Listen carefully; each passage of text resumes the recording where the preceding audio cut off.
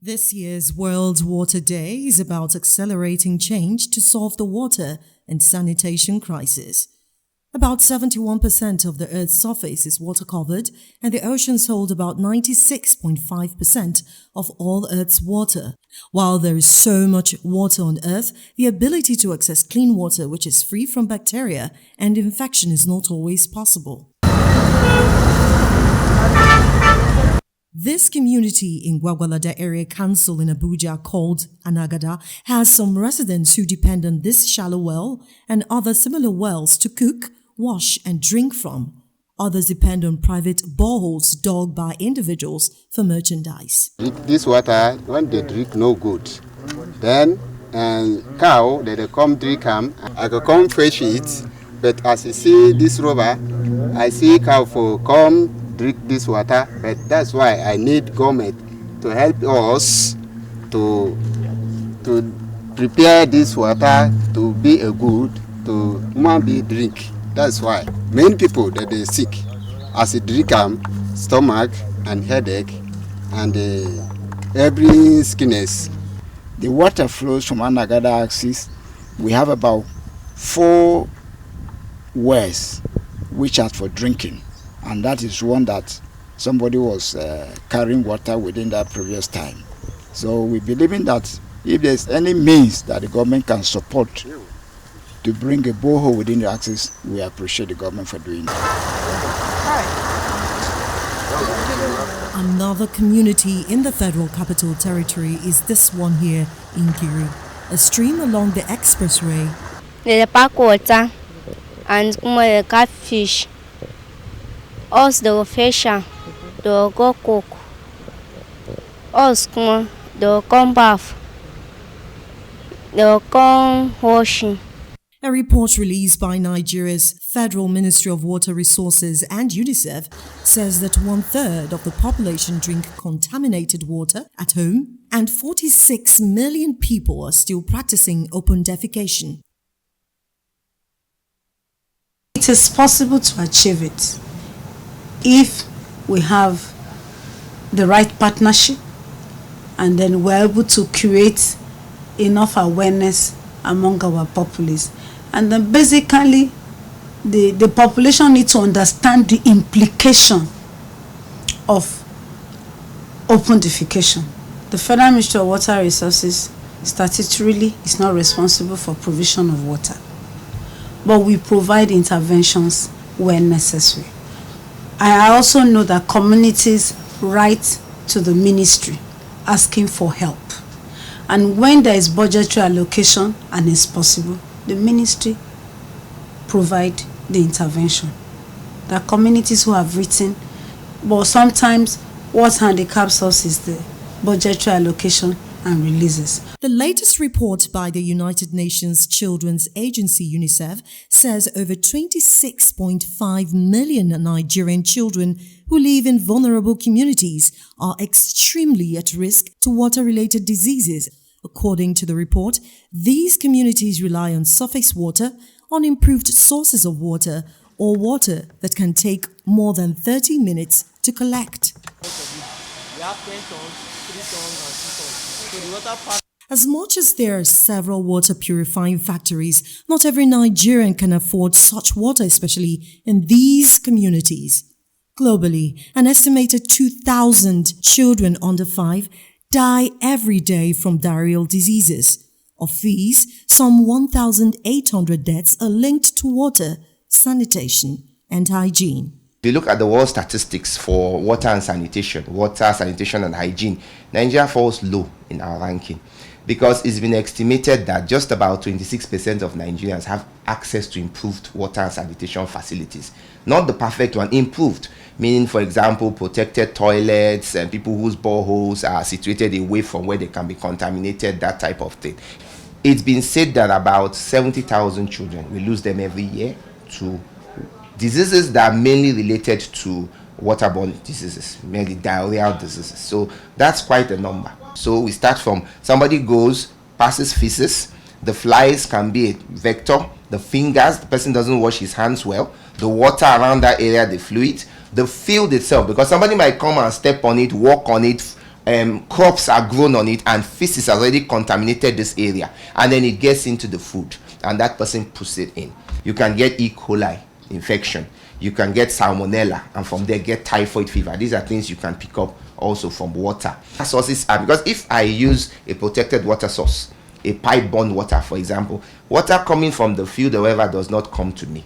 But if I have to use rainwater, I have to use a well that is not protected and all that, then definitely these things we have mentioned will be in that water and I will pick it up. You see, we have to face the realities that there is a challenge, the government being able to fund and drive everything. So while the government is working, hopefully, at the SDGs, I think people need to be educated as to the harmful practices that are being done.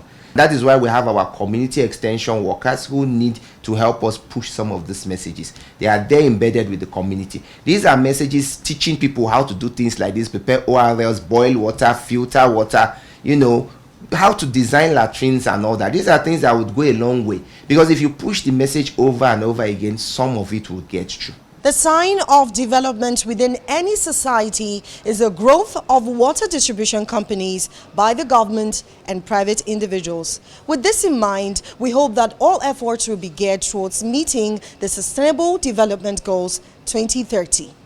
Oli J. Wapera, Arise News. Akugbe Iyamu, an environmentalist, now joins us to discuss this and other sundry issues. Thank you very much for joining us. Thank you for having me. Now, the importance of water. Let me put this straight. SDG 6 of the United Nations ensure availability and sustainable management of water and sanitation for all. Why are we still struggling? 19%. Well, thank you, viewers. You see, water is very pivotal. It's at the height of every security: water security, agricultural security, environmental security, at the end of the day, the national security. Because if you get contaminated by drinking water from an improper source, your workforce is depleted. Don't forget, you are 163. That's your ranking in the world in the provision of water and sanitation. SDG 6 that you just said envisage that by 2030 everybody in Nigeria will have access to water. That's just seven years away. That can only happen if we quadruple our effort. Otherwise, at the current rate, we're going to need 16 additional years to get there. You see, these are not they are not just wishes or aspirations. No. If I ask you now, what's Nigerian aspiration for the provision of water? I'm sure you will not know. I don't know. You don't know this because we have to continue to do that. If you check from 2011, the budget for water has continuously go down. It was 62 billion in 2011. By 2012, it went to 39 billion. I think by this year, just some few hundreds of that. So water is an issue. Water is an issue, and we really have to make deliberate effort to be able to move to be able to actualize SDG 6. Yeah. Right, you're speaking about SDG 6. Unfortunately, this statistics, as bad as it is not synonymous to Nigeria. Yeah. The earth as it stands right now, 71% water. But yet, the people who have access to clean water, according to the United Nations, is less than 45% of the world's population. And some would even argue that the statistics you still need to check it, especially here, if you bring it back home to sub-Saharan Africa. Clean water is associated with so many illnesses. Yeah. So I ask you directly, as an environmentalist, who you're not only good when it comes to water, it's about the environment and what we need to be doing as a nation. Yes, it's a global issue, but as a nation, are we doing enough, first of all? And what more should we be doing to ensure that at least something as basic as clean water, our population, we have it? Yes. If you listen to the World Water Day, you had Jane Beaver, that's the UNICEF rep in Nigeria. He said, look, the convergence of diseases related to water still made about 78 million Nigerians not having access.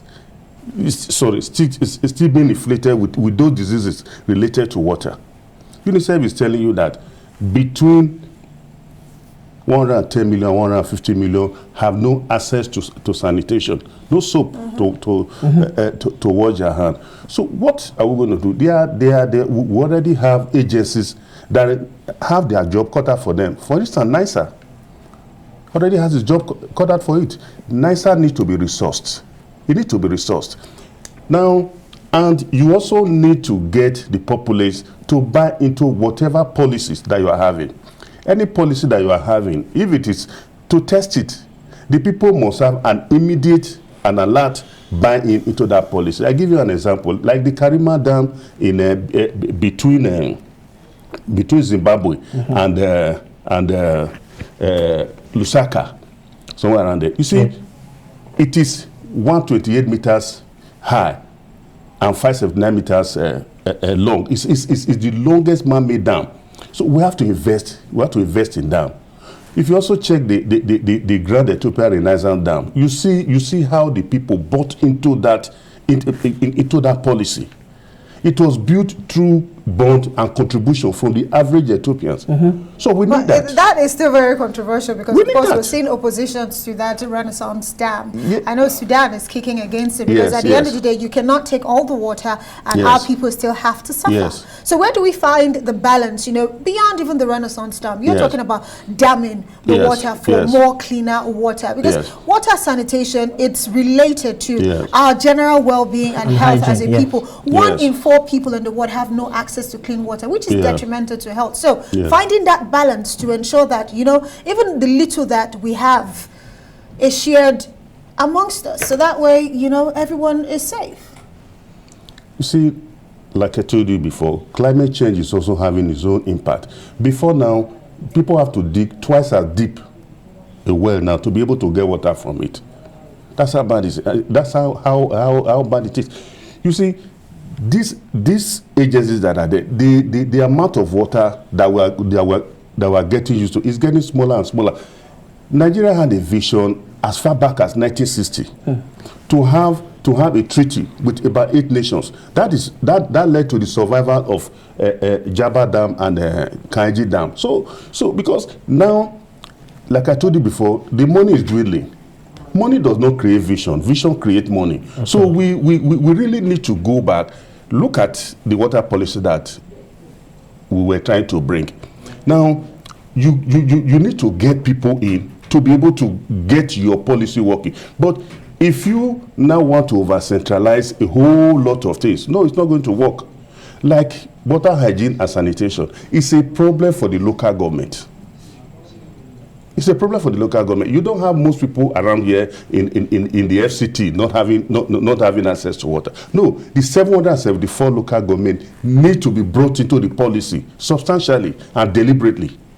Okay, so you're saying that we should take the campaign down to the grassroots. That is where it is meant for. So it should be a bottom-top approach, not a top-bottom approach. Yes. Okay, amazing. So in that case, then how do we ensure that we appropriately educate the local government administrators? I'm choosing the words carefully now, saying administrators, whether they're the chairman, and the whole team at the local government level, to ensure that the literacy level at that stage accommodates water sanitation. See, you already have an agency that have the job in context and in content, have the job cut out for it. So you really need to resource NISA.